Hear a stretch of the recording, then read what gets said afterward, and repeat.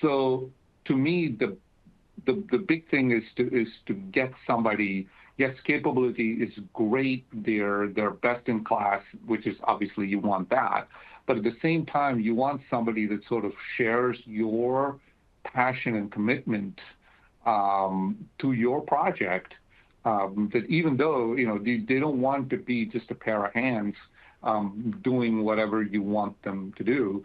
And so this goes into, and somebody asked a question about a PM. I've seen cases where you have the best scientists on the back end, but if your PM doesn't orchestrate the transfer of knowledge and information and materials, you're not set up for success. So I think having a strong project manager partner on the CDMO side, as well as someone that really shares your commitment, I think is one of the most important considerations in choice of a CDMO, at least from my experience. Right. If I can add as well to the PM comment, I think that is so critical.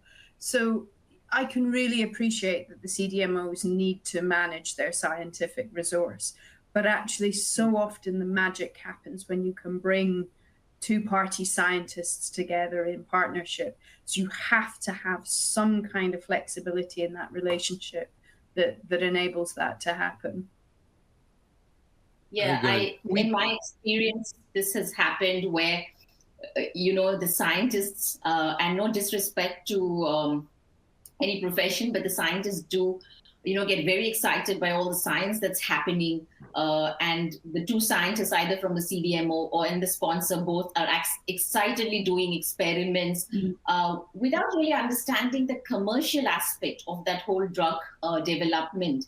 And this is where a really switched on PM with the ability to balance both that academic scientists and the business aspect plays a very important role.